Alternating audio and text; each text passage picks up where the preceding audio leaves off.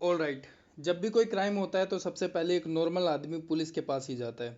लेकिन कई बार यही पुलिस उसकी मदद करने के बजाय उसे उलझाती हुई नजर आती है। पुलिस का काम सिविलियन को सेफ्टी और सिक्योरिटी प्रोवाइड करना होता है।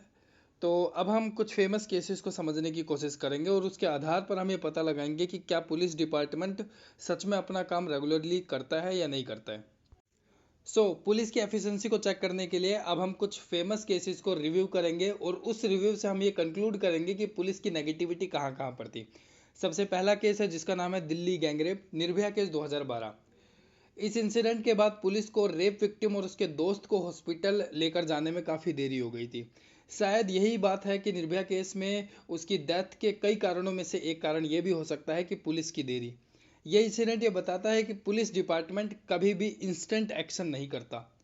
सेकंड केस है जिसका नाम है हाथरस केस, जो कि गैंगरेप और मर्डर केस है उत्तर प्रदेश 2020 का। इसमें रेप विक्टिम की जब हालत जो ख़राब थी उस समय पुलिस ने एफआईआर लिखने से मना कर दिया था।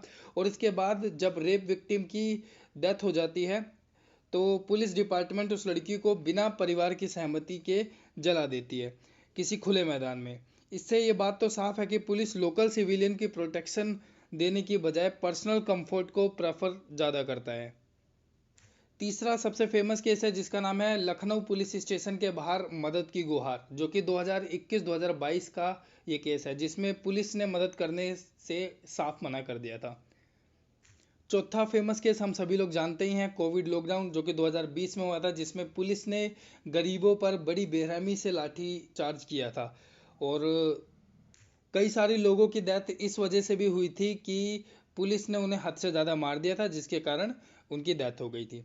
पांचवा केस हम कहते हैं कि जो पुलिस स्टेशन है वो एफआईआर लिखने में टाल मटोली करती है, ये बात हम पहले से ही जानते हैं। छठे केस सुल्तानपुरी और कंझावला केस, जो कि 1 जनवरी 2023 की रात में एक लड़की जिसका नाम था अंजलि सिंह, जो कि एक कार से टकराने के बाद उसके टायर में फंस जाती है और उसको करीब 12 किलोमीटर तक वो गाड़ी रगड़ते हुए खींचती हुई चली जाती है। इस घटना से उस लड़की की मौत हो जाती है। इस घटना में ये लड़की बेगमपुर पुलिस स्टेशन के सामने से रगड़ते हुए जाती है, परंतु कोई पुलिस वाला इस बात पे ध्यान नहीं देता। इस घटना में ये गाड़ी सुल्तानपुरी पुलिस स्टेशन से घसीटते हुए उस लड़की को लेकर आती है, बेगमपुर पुलिस थाने के सामने से निकलती है और कंझावला से की तरफ जाती हुई गाड़ी दिखाई देती है। इसके बाद भी किसी पुलिस स्टेशन में या किसी पुलिस वाले ने इस इंसिडेंट को नहीं देखा। बाद में मिनिस्ट्री ऑफ होम अफेयर ने इन्वेस्टिगेशन का ऑर्डर दिया और इन्वेस्टिगेशन के बाद 11 पुलिस कर्मियों को सस्पेंड कर दिया गया। सातवां एक फेमस केस है द्वारका मोड़ का, जिसमें एक ड्रंकन पुलिसमैन जो कि एक एसआई था, वो अपनी गाड़ी से 58 ईयर ओल्ड जो एक आदमी है उसको कुचल कर मार देता है। आठवां एक कारण यह भी माना जाता है कि पुलिस सिर्फ एफआईआर उन्हीं केसेस पे लिखती है जिनमें उनका कोई पर्सनल बेनिफिट दिखाई देता है। नौवां केस की बात की जाए तो दिल्ली दंगे जो कि 2020 में हुए थे, इसमें पुलिस ने लीडर्स को जिम्मेवार बताया था, अपनी जिम्मेवारी से उन्होंने पूरी तरीके से हाथ साफ कर लिया था। इसके बाद जो 10वां केस है जिसका नाम है मानेसर, मानेसर में होने वाली नू हिंसा, जो कि जुलाई और अगस्त 2023 में होती है, जिसमें पुलिस जो है वो बिल्कुल भी एक्टिव नहीं दिखाई देती। 11वां जो भिवानी मर्डर केस है, ये सभी मामले इस बात पे शो करते हैं कि पुलिस काफ़ी ज़्यादा सुस्त और लेजी है, जिसके कारण जो चीज़ जो इंसिडेंट रोके जाए जा सकते थे उनको भी नहीं रोका गया। तो इन सभी 11-12 एग्जाम्पल से हम ये कंक्लूड कर सकते हैं, इनफैक्ट और भी ऐसे कई सारे एग्जाम्पल्स हैं जिसमें हम पुलिस की इनएफिशिएंट और नेगेटिविटी को देख सकते हैं। इन सभी एग्जाम्पल से हमें पता चलता है कि इंडियन पुलिस लोगों को सर्विस देने से पीछे हटती हुई दिखाई देती है। मुझे फील होता है कि पुलिस हमें बचाने से ज़्यादा डराने का काम करती है, कि वे क्राइम की प्रॉब्लम को सॉल्व बिल्कुल नहीं करते और हमारी केयर वो और हमें सेफ्टी बिल्कुल भी प्रोवाइड नहीं करते। लेकिन जब हम पुलिस की बात करें तो इस सर्विस से मतलब क्या होता है? जैसे एक कपल जिसमें एक इंडिविजुअल को लगता है कि उसका पार्टनर हमेशा उसके लिए अवेलेबल रहेगा उसकी केयर के लिए, लेकिन दिल्ली रोड्स में हमें पता चल जाता है कि ये स्टेटमेंट बिल्कुल भी गलत है।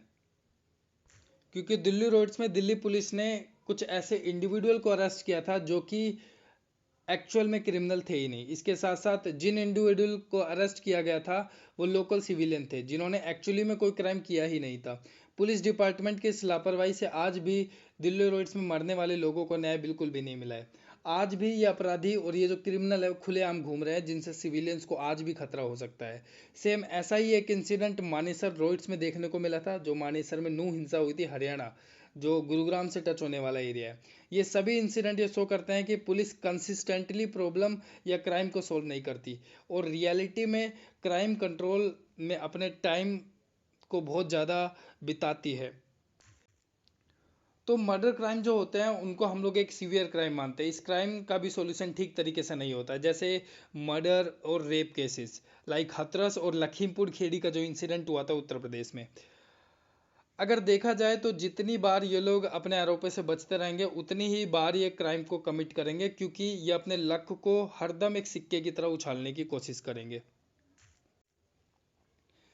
जैसे जैसे देश में पॉवर्टी बढ़ती है, वैसी वैसी देश में जो सोशल अनइक्वालिटी है वो भी बढ़ती चली जाती है। हमारे देश की जो आसपास के इंटरनेशनल रिलेशन है वो भी काफ़ी ख़राब होते हुए दिखाई दे रहे हैं, जिसमें इंडिया ऐसा हो सकता है कि वॉर की कैटेगरी में जा सके। इंडिया वैसे भी पेंडेमिक से जूझ रहा था, तब देश की जो कैपिटल है वो बहुत ज़्यादा डिक्रीज हो गई थी। जिस तरीके से क्राइम रेट इंक्रीज हो रहा है ये एक बहुत बुरी बात है कि जो क्राइम के सॉल्यूशन है उनकी दरें भी कम होती हुई चली जा रही हैं। जब हम पुलिस की का क्रिटिसाइज करना शुरू करते हैं, तो पुलिस का लहजा होता है कि who the hell are you, जो हमें ये बात समझाए। तो फाइनली अब हम कंक्लूड कर सकते हैं कि पुलिस उतनी अच्छी तरीके से प्रॉब्लम को सॉल्व नहीं करती जितना हम सोचते हैं, लेकिन शायद फ्यूचर में होने वाले क्राइम को स्टॉप करने की कोशिश करती है।